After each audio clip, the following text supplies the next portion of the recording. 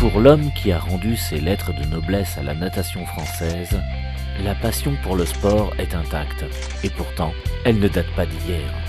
Je suis tombé dedans quand j'étais petit parce que j'avais un père qui m'a fait découvrir ce qu'était le spectacle sportif. À l'époque, il n'y avait pas de télévision. Et donc, si on voulait découvrir le sport, il fallait aller sur les lieux. Donc, j'ai découvert les courses cyclistes, j'ai découvert les combats de boxe, les matchs de foot, parce que j'allais sur le terrain avec mon père. Et après, il y a un événement qui a changé, je pense, le cours de ma vie, c'est les Jeux Olympiques de 64 à Tokyo, où deux favoris français, qui s'appelaient l'une Christine Caron au 100 mètres d'eau, et l'autre Michel Jazzy au 5000 mètres, qui étaient les grands favoris de leur course et qui ont perdu. Et là, je me suis dit, je pense qu'un jour il faudra que ça change, je ne vois pas pourquoi on ne pourrait pas être aussi bon que les autres. Je suis devenu éducateur de natation et j'ai commencé à m'occuper du club de natation d'Abbeville, alors que je ne suis pas nageur du tout, hein, c'est pas mon truc, je ne suis pas athlète de natation, moi je suis joueur de foot et rugbyman.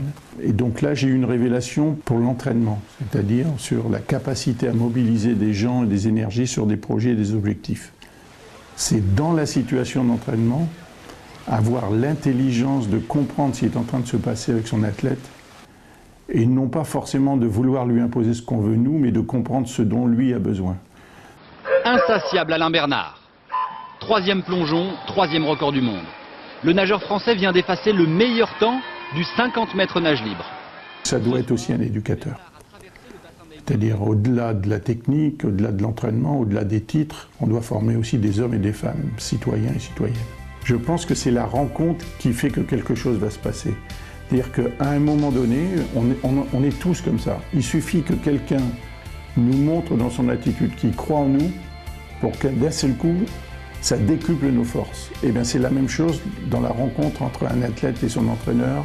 J'ai tellement vu de champions, j'ai eu la chance de les côtoyer, qui n'étaient pas les meilleurs de leur génération, qui n'étaient pas les meilleurs à l'école de natation, qui n'étaient pas les meilleurs au début de leur carrière, qui sont devenus champions olympiques, que j'ai envie de dire à tous ces jeunes qui vont découvrir le sport, qui est une école de vie absolument extraordinaire, ne doutez jamais de ce que vous faites si vous en avez le désir.